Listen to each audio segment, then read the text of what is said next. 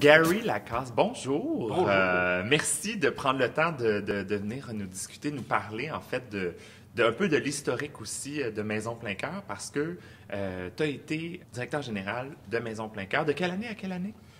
De 2011 jusqu'à 2015. OK. Donc, c'était vraiment dans une période où Maison Plein Cœur, quand même, je dirais, avait... est-ce qu'on peut dire avait le vent dans les voiles ou si c'était une période peut-être plus trouble à ce moment-là? C'était quand j'ai pris la direction de Maison Plein Cœur, parce que j'étais directeur des communications et du financement avant. Avant? Ah, OK. De 2009 à 2011. OK. Et puis j'ai été bénévole avant ça. Ah, OK. Alors, on avait des déficits accumulés de 80 000 par année à peu près. Oh là là! Depuis une couple d'années. OK. Justement, à cause du manque de financement criant dans le réseau VIH au Québec et à Montréal. OK. Parce que à ce moment-là, dans ces années-là, les financements des gouvernements baissaient, c'est ça? Il y avait une baisse du financement, c'était stagnant. Alors, OK. il n'y avait pas de grosse hausse. OK. Le fédéral, d'après moi, n'investit pas autant qu'il devrait au Québec. OK. OK. Par prorata au nombre de cas. Mm-hmm. Et puis, pour le reste, le privé diminuait beaucoup. Ah oui? Fait que, OK. quand j'ai pris le financement et les communications, on a augmenté avec des communautés religieuses qui ont toujours été un château fort à Maison Plein Cœur. Ah oui? Et puis, aussi dans le privé, on est allé OK. avec la Fondation Bombardier, etc., etc. OK. Ça a été des changements de fonds qu'il fallait amener. Ouais. Et puis, on a jusqu'à couper les avantages sociaux des employés. Aïe. Oui, Ça doit être déchirant, là, ça. Là. C'est très déchirant, spécialement quand on avait des employés qui vivaient avec le VIH. Mais une chance qu'on avait un programme de remboursement de médicaments à la RAMQ. OK. Parce que c'était moins pire comme décision que si on n'avait rien. OK. Fait que c'est cette orientation-là qu'on a pris pour être capable de rester en vie.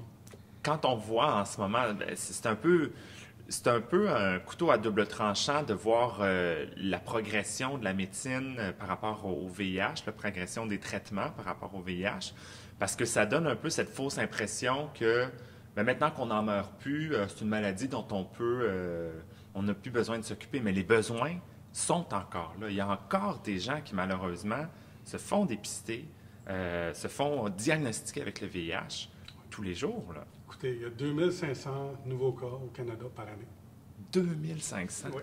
Alors, Aïe. oui. En 2014 et 2018, il y a eu une augmentation de 25,8 %. Ah, alors, oui, OK. Oui, que quand on dit que le VIH n'existe plus, c'est pas vrai. Non, du tout. Puis les plus affectés, les deux populations, ou le 3, c'est 30 ans et moins, qui est 25 Ah, oui. Oui, 50 ans et plus, 25 OK. Et 50 des nouveaux cas, c'est des hommes qui ont des relations sexuelles avec des hommes. Ah, mon Dieu. Ça veut dire aussi qu'il y a beaucoup de gens qui, malheureusement, se font dépister encore. Tardivement. Oui. On peut dire qu'il y a des gens qui ne savent pas qu'ils ont le VIH encore de nos jours, puis qui risquent de le propager. On dit qu'il y a 14 des personnes qui vivent avec le VIH qui ne le savent pas. 14 que c'est quand même beaucoup, là. C'est un gros chiffre. C'est des rejoindre, mais on a des barrières. La criminalisation du VIH, qui en est une grosse. C'est encore criminel? Oui, c'est encore criminel. D'ailleurs, excusez, mais moi, je suis un lobbyiste pour le VIH au Canada. Ben oui. Puis, Trudeau il avait promis qu'il allait enlever la criminalisation du VIH. Ah oui. Rien n'a été fait. Alors, c'est un amalgame de plusieurs choses que Maison Plein Cœur est en avance sur plusieurs autres organismes à offrir. C'est ça. Ah oui? Oui. OK. Pour moi, il y a beaucoup de choses qui sont un peu dramatiques dans le scénario VIH, mais il y a des lueurs d'espoir. Il y a des lueurs d'espoir, entre autres, avec des organismes comme Maison Plein Cœur. Mais après ton implication auprès de Maison Plein Cœur, ton implication dans la lutte contre le VIH-Sida, c'est pas terminé là. Non. Il y a eu une offre inattendue parce que moi, je pensais finir mes jours à Maison Plein Cœur. Ah oui? OK. Quand je suis parti de Maison Plein Cœur, j'ai eu une offre pour prendre la direction ggénérale de la Société canadienne du sida, parce oui. qu'il y a eu une grosse tourmente. Puis moi, j'étais président du conseil. OK. Fait que c'était un switch qui devait arriver assez rapidement à cause de la situation. Est-ce que, en tant qu'organisme qui est national, les enjeux sont différents que quand on est, par exemple, dans un organisme qui est plus local comme Maison Plein Cœur? Ça me manque, Maison Plein Cœur. Ah oui, pour vrai? Oui, c'est d'être sur le terrain qui me manque énormément. OK, oui. Mais sur le bord, côté national, c'est d'être aux premières loges, de voir où est-ce qu'il y a des écarts, puis où est-ce qu'on doit mettre nos efforts.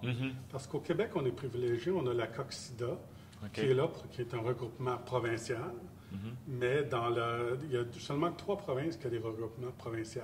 Ah oui, Oui, OK. que le restant des territoires et provinces n'ont pas de regroupement. OK. Fait que la Société canadienne est plus importante pour eux autres, mais on travaille en collaboration avec les regroupements provinciaux étroitement. OK. Fait que présentement, on travaille sur une plateforme pour rehausser le financement fédéral. Le Comité sur la santé du Parlement ont penché qu'il fallait mettre 100 millions de dollars par année dans le VIH spécifiquement pour arriver à éradiquer le VIH au Canada. OK. Le gouvernement ne veut pas rehausser. On est à peu près à 80 millions par année, mais pour toutes les maladies au complet. Toutes les maladies transmissibles sexuellement, c'est ça? Et par le sang. Et par le sang. C'est 84 millions par année. Alors qu'on devrait avoir 100 millions dédiés. Juste pour le VIH. Ah oui. Je pense qu'on a vu avec la pandémie que quand on veut, on peut. Si on voulait, si les gouvernements voulaient, je pense qu'il y aurait amplement les moyens de pouvoir mettre l'argent qu'il faut, mettre les efforts qu'il faut pour, une fois pour toutes, tenter d'éradiquer le VIH-Sida au Canada. Tout à fait, parce que qu'est-ce que le gouvernement nous demande en ce moment depuis la COVID, c'est aussi prendre soin de la COVID dans les organismes communautaires. Exactement. Alors, c'est juste qu'on est étiré, le réseau, où est-ce que l'élastique, je crois qu'il va péter à un moment donné. C'est ça. Quand on regarde tout ça mélangé ensemble, puis que je reviens dans les organismes locaux, puis je vois le travail acharné qu'ils font jour après jour avec si peu de ressources. C'est extraordinaire de voir, mais c'est de s'assurer que ces organismes-là, comme Maison Plein Cœur, sont reconnus pour qu'est-ce qu'ils font à leur juste valeur. Puis c'est ça que moi, je travaille day in, day out, pour être sûr qu'on arrive là, pour être sûr que les bénévoles, que les employés, puis les utilisateurs des services que les organismes donnent, aient leur juste valeur reconnue pour être capables d'offrir et d'être peut-être en avant de ce qui s'en vient dans les besoins, parce que les besoins sont changeants d'année en année. Exactement. Puis Maison Plein Cœur a été bon dans le sens qu'on a toujours mis au centre l'utilisateur pour savoir qu'est-ce qu'il avait de besoin réellement pour être à l'écoute. Puis on a toujours été à l'écoute. Puis ça, c'est qu'est-ce qui fait la différence avec Maison Plein Cœur. Wow. Ça a été extrêmement intéressant. Merci beaucoup, Gary, de t'être joint à nous. Puis on va souhaiter évidemment longue vie à Maison Plein Cœur et à tous les organismes qui luttent contre le VIH-Sida encore au Canada parce que, comme on l'a dit, les besoins sont encore là. On espère un jour qu'ils ne le seront plus parce qu'on va avoir éradiqué cette maladie. Mais d'ici là, faut mettre l'épaule à la roue puis il faut essayer de convaincre... en fait, il faut des gens comme toi qui convainquent les gouvernements que, justement, la lutte n'est pas finie. J'espère un jour fermer la Société canadienne du sida. Maison Plein Cœur, qu'est-ce qui est intéressant dans la charte de Maison Plein Cœur, c'est qu'elle peut évoluer dans un autre genre d'organisme une fois qu'on a éradiqué le VIH. Fait que ça va être intéressant de voir, j'espère d'être encore en vie pour voir ce changement. Merci infiniment. Merci, Bernard.